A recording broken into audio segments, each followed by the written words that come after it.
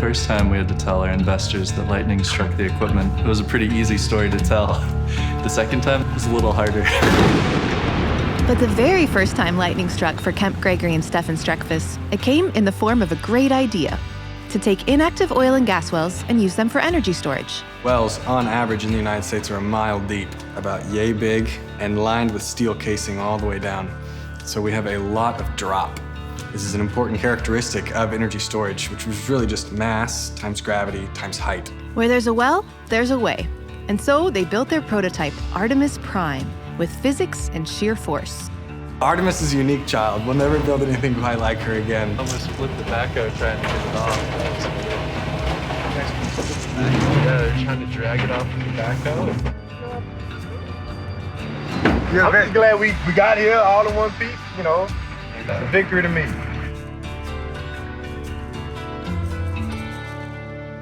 Artemis Prime is a mechatronic conversion system. At the end of the day, I would sum up Artemis Prime as a fancy regenerative winch. 20 feet long, 7 feet wide, weighs 10,000 pounds. And when you expand, it becomes 40 feet long. The oil and gas industry, and I'm saying this as somebody who's formerly in it.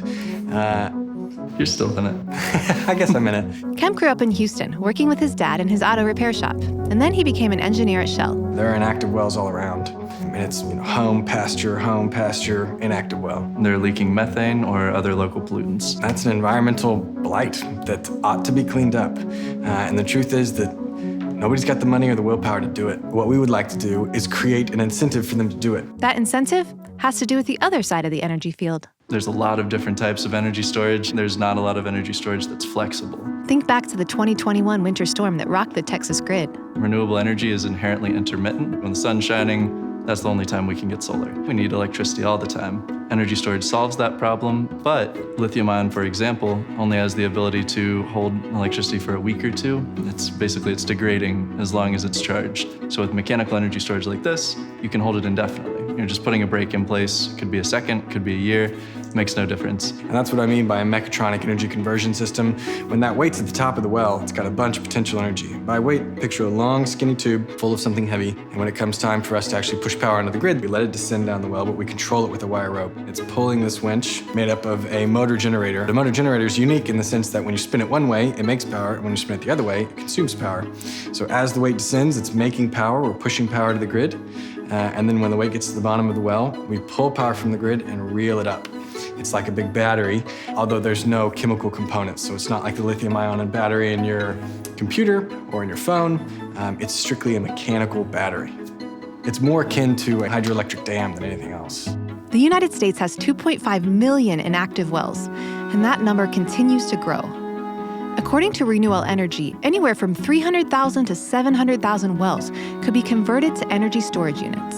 Which would be about 132 gigawatt hours, enough power to run the entire United States for 2 weeks. A lot of power with a lot of control.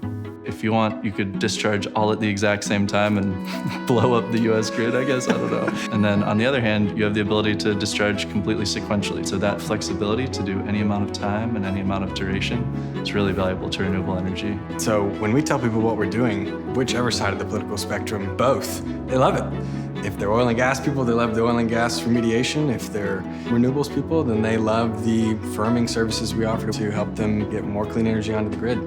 It's sort of universally loved.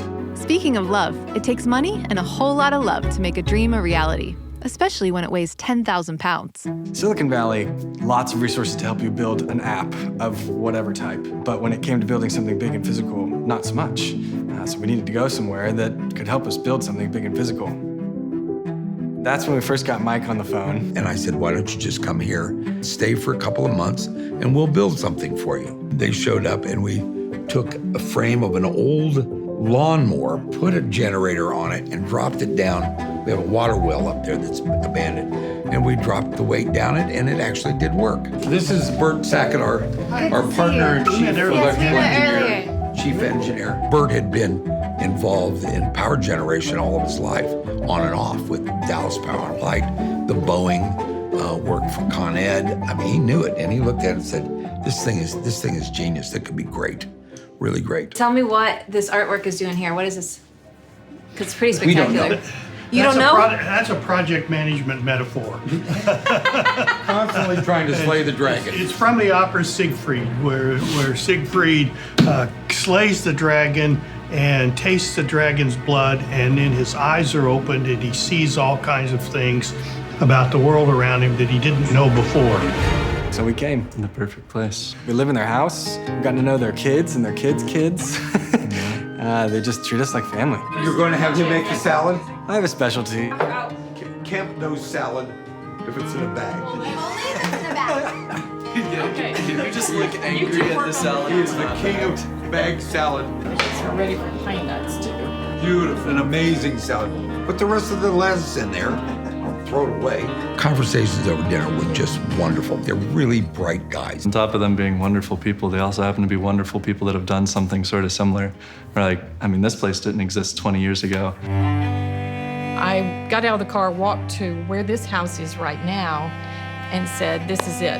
It reminded me of my mother's home in Arkansas, with piney woods. And so it was an emotional thing, really. And since then, we've added 40 acres west of here and 12 acres to the east. And so now we have 70 acres. I'm Donna Rainoni, and I'm president of PCDworks. I'm Mike Rainoni, and I work for her.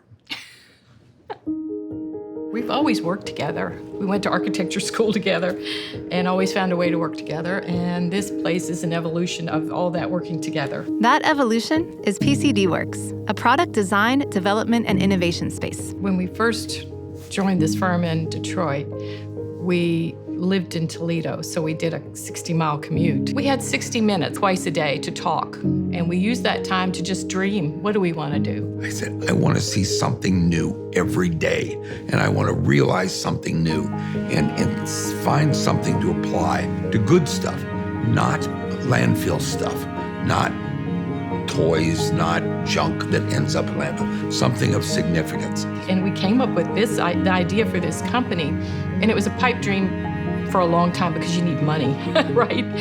And we needed to find a way to get back to Texas. Not just Texas, but middle of nowhere East Texas, on the edge of a great pine forest running all the way to Georgia. An unlikely spot to develop 30-plus patents, but they made it work. Texans are willing to risk and invest in stuff. It's wildcatting, really. And now, Artemis Prime is out there wildcatting in a whole new way. It has a great future. I think that it's the best solution to energy storage that I've seen. Plus, it also uses the secondary aspect of being able to use wells that should be capped and should be sealed up and the methane removed. So it has a double benefit. Sustainability to us at Renewell means the opportunity to take something that was, by all views, trash, and then turn it into something that's actually negative in our CO2 emissions. We help wind and solar gain market share, and we're taking something that was a visual and environmental blight and making it something beautiful. This climate change battle is something that it's massive. It's the largest challenge that humanity's ever faced. And you can't do it with a split public. And for us, we really think that there's a lot of value in bringing something out that isn't trying to penalize somebody for playing a role in what has happened in the past, but is instead just trying to help everyone. And that way we can get the money that's on one side and the money that's on the other all behind the same concept. The infrastructure bill that's been passed is a wonderful step forward. A lot of people are clamoring for a climate bill. This is a climate bill. There's a lot of infrastructure that's going to get refurbished and built that's definitely moving us towards our sustainable goals as a nation and as a world. We are super excited to potentially be a part of that. We give regulators what they want, we give the state and federal governments what they want, and we give oil and gas companies what they want, and renewable developers what they want. Renewell just won a $2.7 million grant through ARPA-E in partnership with the National Renewable Energy Laboratory. Artemis is like the child, if you will, and this will allow us to do the full commercial-sized prototypes. The near-term goal is to get something like 100 of these things installed in California. So Stefan and Kemp are taking Artemis to Bakersfield, California, to prove that distributed energy storage by mechanical means does indeed work on a large scale. The long-term strategy is that by 2050, there's hundreds of thousands of wells that have been converted. We would love to just go after the whole thing, every inactive well, everywhere, all the time. When you can make money in the process of that, I feel like that's when an idea really has a chance to make a difference. Steady, there we go. We have a jungle out there. I know, it's growing fast. Look at that tree that's leaning. That was Stefan's attempt to cut a tree down with an axe. And he got it partially down. Our children are scattered all over the country. We have 4 sons and a daughter. All 4 boys were in the military. And they all served in Iraq. The youngest was in Iraq and Afghanistan. Both grandfathers were in World War II. You have grandchildren? Yeah, 6. Ooh. Ranging in age from 16 to 3. Oh, wow. I think a legacy is important. You want the good work we started to continue on. Collaborating with Stefan and Kemp inspired Donna and Mike to launch their Hard Tech Base Camp to help other young entrepreneurs develop their products. We are willing to invest in a long game, which you just don't see very often. And that's important to young startups because, you know, return on investment can be years and years down the road. All things yield to persistence. Don't tell me what can't be done. Tell me 5 ways it can be done. Even if some things are not feasible today. Sometimes you have to wait till technology matures to get it done. Because eventually problems are solved. If they're important enough, you'll find other ways to do it.